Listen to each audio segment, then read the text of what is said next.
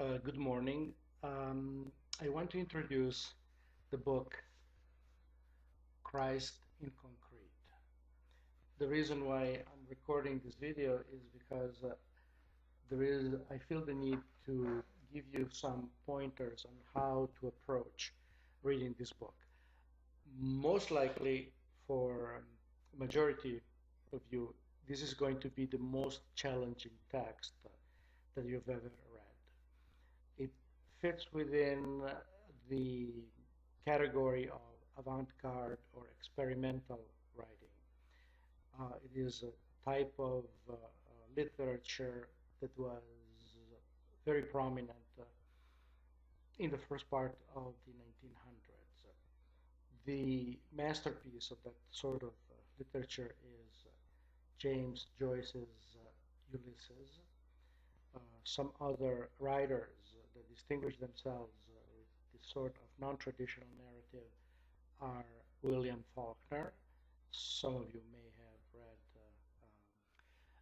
read. The video was interrupted, so I will start again from the point of the need for artists at a certain point to adopt new tools and new methods and new creative media in order to reflect both the reality that surround them and also their internal reality. I mentioned painting in the mid 1800s with the Impressionist movement. The most famous painter of this movement was Vincent van Gogh, but we can talk about Cézanne, Monet, Manet, Pissarro, and so forth. In music, there was the tremendous at the popular level the birth of jazz, introduced based on rhythm from Africa. African Americans, once they were emancipated and liberated, started entering the mainstream of artistic production, and they brought a revolution, a total revolution in all endeavors, on the music scene. Artistic endeavors. Artists developed new methods of expression. And I compare this, as I said before, to hip-hop.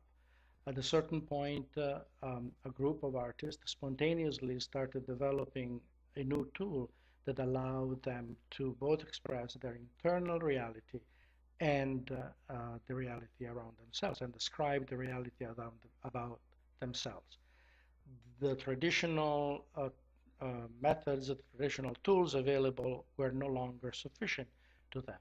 Rock and roll had exhausted, obviously, its revolutionary charge and function. The blues only reflected a certain aspect of reality. Pop music, whatever you want to call it, there was the need to find a different mode of expression. And the results are there. Now it is one of the most prolific, if not, it's the beat of our era, in a sense. Now, with Christ in Concrete, Christ in Concrete is within this tradition of inventing new ways of expression. I definitely hope that everyone has this very edition. There is a different one. There is a small paperback, but the numeration of the pages is different, so it will be rather difficult for you to follow. In reading this book, I want to help you with the specific technique that I think is going to be most helpful. This is going to be challenging, probably, as I said, the most challenging text you've ever read, and I don't want you to get bogged down, frustrated, and find yourself unable to go through. I put a lot of importance, a lot of emphasis on this book. I give extra credit vis-a-vis the other works or text that we are going to examine during the semester. Because I know it is challenging, but I also know that when you get to the end of it, you will be gratified by both the content, the experience, and also the fact that you learned how to read differently, the very first thing you need to know about reading this book is that you have to read it very slowly, at least at first. And you have to find the rhythm. You can't read it as if it were an article, a newspaper article, or if it were a history textbook. You really need to get with the internal rhythm of the writing. In order to do so, the best way, at least at first, is to read it out loud in your mind. You can read it loud, of course, but if you don't really want to bother everybody around you, the way to do it is to read it out loud in your mind, to go slowly, to hear what it sounds like. And again, to emphasize the rhythm.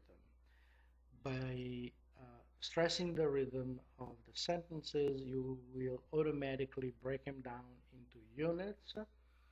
Your eyes will go faster and they will know where to pause. And as you sound it in your mind, you will find the meaning will come through. Once you get the hang of it, then you can accelerate and then you can leaf through and there would be no problem. But at least at the beginning, this should be your approach.